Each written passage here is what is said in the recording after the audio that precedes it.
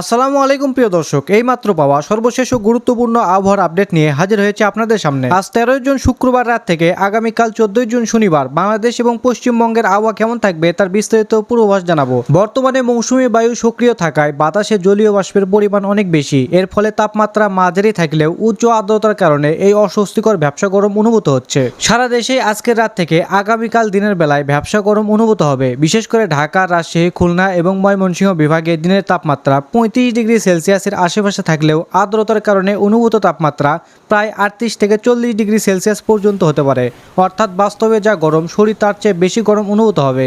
এবং পশ্চিমবঙ্গের দক্ষিণবঙ্গের জেলাগুলোতেও যেমন কলকাতা, হাওড়া, হুগলি, 2 চব্বিশ পরগনা, এখানেও তীব্র ভ্যাপসা গরম থাকবে।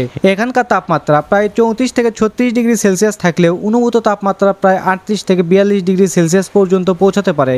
এই আর্দ্রতাযুক্ত গরম অত্যন্ত অস্বস্তিকর হবে। তো এবার জানাবো বাংলাদেশ এবং পশ্চিমবঙ্গের কোন কোন জেলাগুলোতে বৃষ্টির পূর্বাভাস রয়েছে। বাংলাদেশের সিলেট, সুনামগঞ্জ এবং চট্টগ্রাম বিভাগের কিছু কিছু এলাকায় ভারী বর্ষণ হতে পারে। বজ্রপাতের প্রবণতা বেশি থাকবে, বিশেষ করে উত্তর পূর্ব এবং দক্ষিণ পূর্বাঞ্চলে। ঝড় ও বজ্রঝড় বিক্ষিপ্তভাবে সারা দেশে বজ্রসহ বৃষ্টিপাত হতে পারে। কিছু কিছু জায়গায়, বিশেষ করে দেশের উত্তর পূর্বাঞ্চলে, সিলেট এবং দক্ষিণ পূর্বাঞ্চলে যেমন চট্টগ্রাম, এসব অঞ্চলে দমকা বা ঝড়ো হওয়া ঘন্টায় 30 থেকে 50 কিলোমিটার পর্যন্ত বজ্রঝড় হওয়ার সম্ভাবনা রয়েছে। বন্যা পরিস্থিতি, আগামী 24 ঘন্টায় বড় ধরনের বন্যার কোনো আশঙ্কা নেই, তবে ভারী বৃষ্টিপাতের কারণে শহরাঞ্চলে, বিশেষ করে ঢাকা, চট্টগ্রাম এবং সিলেটের নিচু এলাকায় সাময়িক জলাবদ্ধতার সৃষ্টি হতে পারে। এবার জানাবো পশ্চিমবঙ্গের জেলাভিত্তিক খবর। বৃষ্টিপাতের উত্তরবঙ্গের হিমালয় সংলগ্ন জেলাগুলিতে দার্জিলিং, জলপাইগুড়ি, আলিপুরদুয়ার, কোচবিহার এসব অঞ্চলে মাঝারি থেকে ভারী বৃষ্টির সম্ভাবনা রয়েছে। উত্তর ও দক্ষিণ দিনাজপুর এবং মালদা জেলায় হালকা থেকে মাঝারি বৃষ্টি হতে পারে। ঝড় ও বজ্রঝড়, বজ্রসহ বৃষ্টি এবং কিছু এলাকায় দমকা হাওয়া সহ বজ্রঝড় হওয়ার সম্ভাবনা রয়েছে।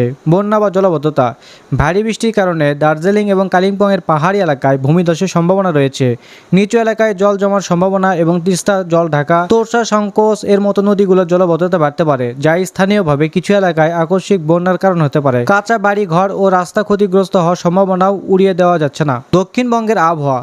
বৃষ্টিপাত, দক্ষিণবঙ্গে প্রায় সব জেলাতেই হালকা থেকে মাঝারি বৃষ্টির সম্ভাবনা রয়েছে। কিছু এলাকায় বজ্রসহ বৃষ্টি হতে পারে। ঝড় ও বজ্রঝড়, বিক্ষিপ্তভাবে বজ্রসহ বৃষ্টি এবং কিছু জায়গায় দমকা হাওয়া ঘন্টায় প্রায় 30 থেকে 40 কিলোমিটার সহ বজ্রঝড় হতে পারে।